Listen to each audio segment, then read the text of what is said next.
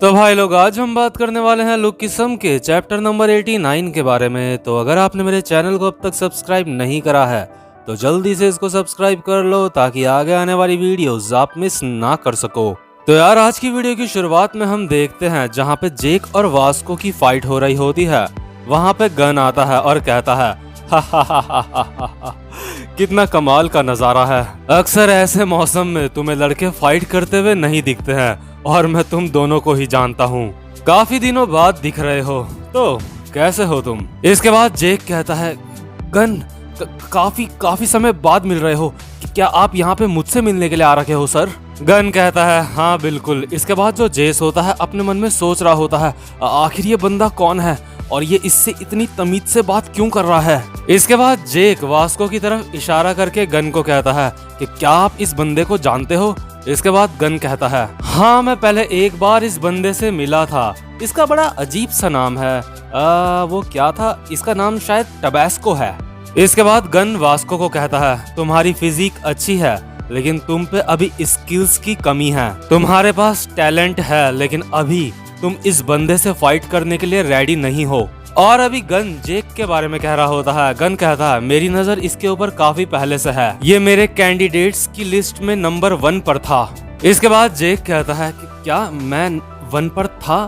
तुम्हारा था से क्या मतलब है? इसके बाद गन कहता है मैं इसीलिए तो यहाँ पे आया हूँ, आज के दिन तुम फेल हो चुके हो, मुझे तुम्हारे ऊपर दया आ रही है। इसके बाद जेक हैरान होके कहता है कि क्या, लेकिन क्यों?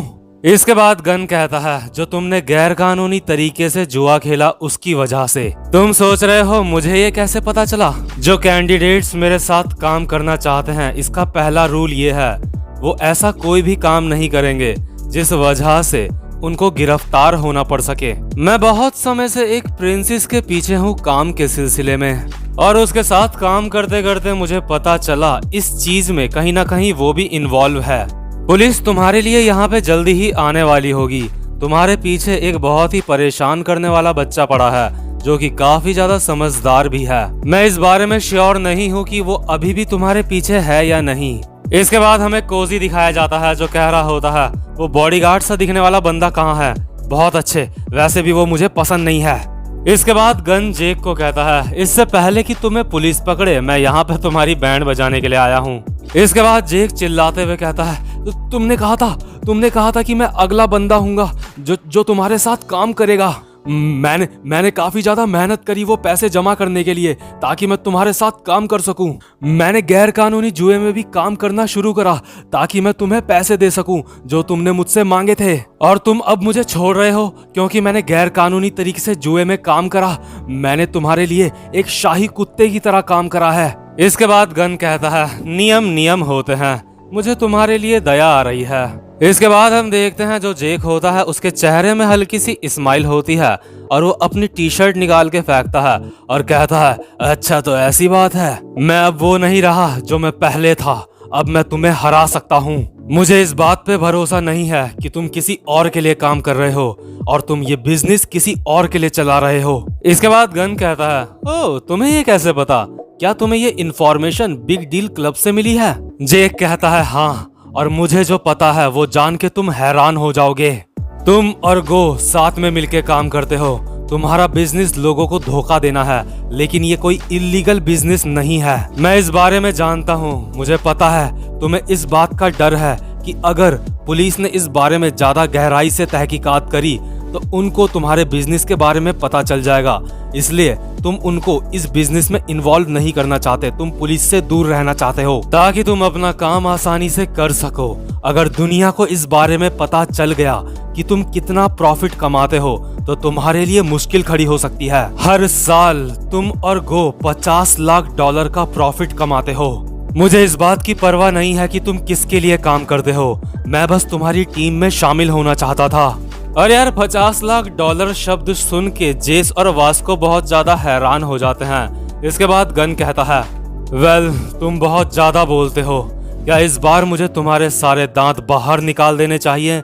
इसके बाद गन अपना चश्मा निकालता है और हम देखते हैं उसकी प्योर ब्लैक आईज। इसके बाद जेक कहता है ऐसा करना आसान नहीं होगा, उस दिन के बाद से मैंने अपने शरीर को इसी दिन के लिए तैयार करा था ताकि मैं तुम्हारी धज्जियां उड़ा सकूं। इसके बाद गन कहता है ठीक है, चलो देखते हैं तुमने अपनी बॉडी को कितना तैयार करा है। तो यार यहाँ पे इनकी बातों से साफ समझ आ रहा होता है जो जेक और गन होते हैं इनकी पहले भी फाइट हुई होती है, और जो जेक होता है उसी के बाद से जेक अपनी बॉडी को तैयार कर रहा होता है ताकि वो गन को मार सके। इसके बाद सीन शिफ्ट होता है और हम देखते हैं जेक के बॉस की कंपनी में 4 बंदे जो काम करते होते हैं। उनमें से एक कहता है, हे जॉन, क्या इन लोगों को तुमने इनवाइट करा है?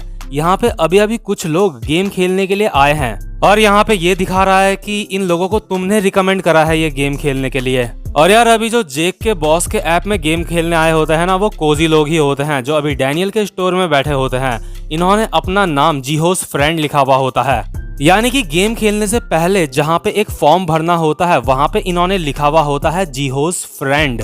इसके बाद जॉन पूछता है कितने लोगों ने साइन अप करा है गेम खेलने के लिए।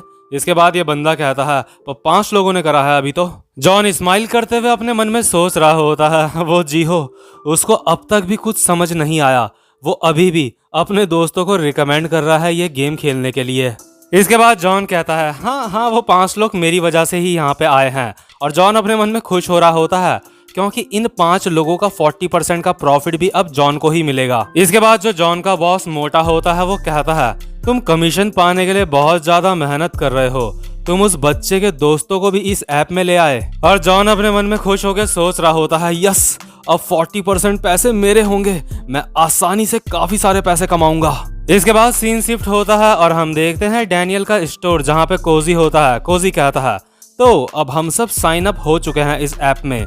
कोजी अपने मन में सोच रहा होता है हमने फॉर्म में लिखा था जीहोस फ्रेंड, उसके बावजूद भी हमें वो अपनी साइट में गेम खेलने दे रहे हैं। इसका मतलब उन्हें हमारे ऊपर शक नहीं है, या फिर जो हमारा डाटा हैंडल कर रहे हैं वो एम्प्लॉय कोई और हैं।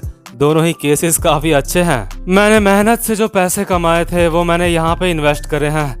कोई बात नहीं कोजी, ये बस एक इन्वेस्टमेंट है, ये बस एक इन्वेस्टमेंट है। और यार जो कोजी होता है ना, उसने $400 सबकी आईडी में डाले हुए होते हैं। और कोजी के साथ जितने भी अभी बंदे होते हैं ना, कोजी के पैसों से ये गेम खेल रहे होते हैं और हारे जा रहे होते हैं।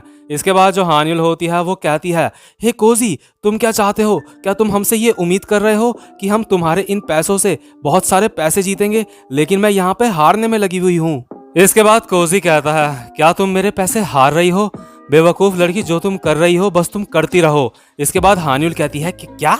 तभी डैनियल कोजी के पीछे से आता है और कहता है हे कोजी, वो बात ऐसी है कि। लेकिन तभी कोजी कहता है तुम्हें स्टोर में आने वाले कस्टमर्स को सामान देना चाहिए, तुम्हें पता होना चाहिए यहाँ पे तुम्हारी कोई भी जरूरत नहीं है। इसके बाद डैनियल अपने मन में कहता है मैं तो कह रहा था कि वो तुम काउंटर के ऊपर बैठे हुए हो। इसके बाद जीहो कहता है मुझे क्या करना होगा?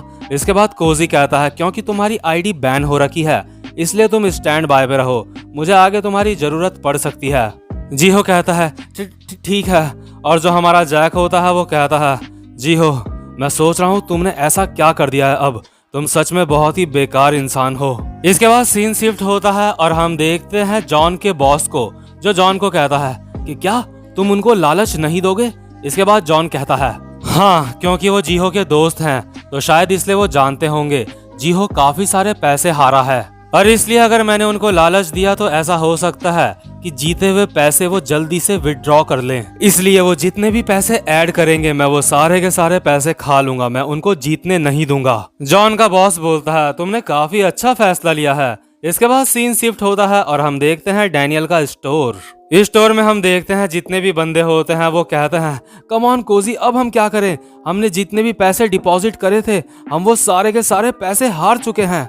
जैक कहता है बच्चे, तुझे तो अपने ऊपर बहुत घमंड था। और जीहो कहता है अब हम और ज्यादा पैसे हार चुके हैं। और जो क्रिस्टल होती है अपने मन में सोच रही होती है कोजी, आखिर इसके दिमाग में चल क्या रहा है? इसके बाद हमारा डैनियल कहता है मुझे लगता है अब हमें जाके जॉन को ढूंढना चाहिए, अब हमारे पास यही एक रास्ता है। और जीहो कहता है नहीं, हमें नहीं पता जॉन कहाँ रहता है, वो जो आदमी था जो मेरा नकली बाप बना था उसको ढूंढना ज्यादा आसान रहेगा।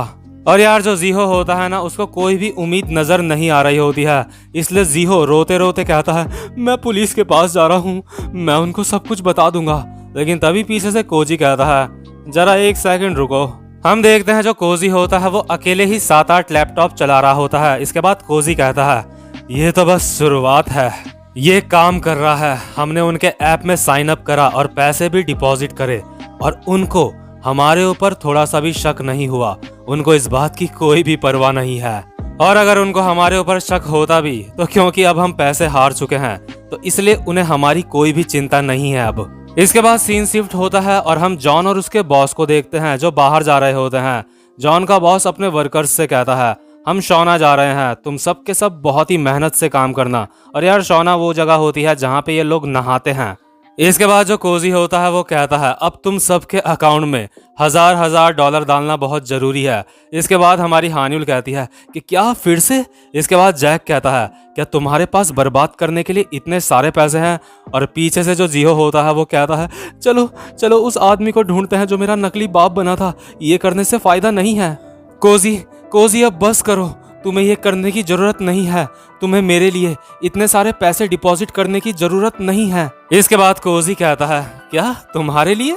लेकिन मैं तो अपने लिए पैसे कमा रहा हूँ और तुमने कहा मैं ये सब क्या कर रहा हूँ। इसके बाद जो कोजी होता है वो फटाफट से लैपटॉप में अपनी उंगलियां चलाता है और कुछ ऐसा कर देता है जिसको देख के सब हैरान हो जाते हैं। हानिउल, जैक और बाकी सबके सब अपने मन में सोच रहे होते हैं ये क्या है, ये कैसे हुआ? तो भाई लोग आपको बता दूं जो कोजी है ना उसने जॉन के बॉस की जो साइट है ना उसको एक तरीके से हैक कर लिया है और इस तरह से हैक करा है कि जॉन के बॉस को पता भी नहीं चलेगा और ना ही वहाँ के किसी भी एम्प्लॉय को। तो अब इसके आगे की स्टोरी की बात करेंगे हम अपने नेक्स्ट वीडियो में। तो यार उम्मीद करता हूँ आपको आज की वीडियो भी अच्छी लगी हो। और यार अगर आप मेरे चैनल पे पहली बार आए हो तो जल्दी से इसको सब्सक्राइब कर लो और वीडियो को भी लाइक कर देना। अब मैं आपसे मिलता हूँ अपनी नेक्स्ट वीडियो में, तब तक के लिए गुड बाय।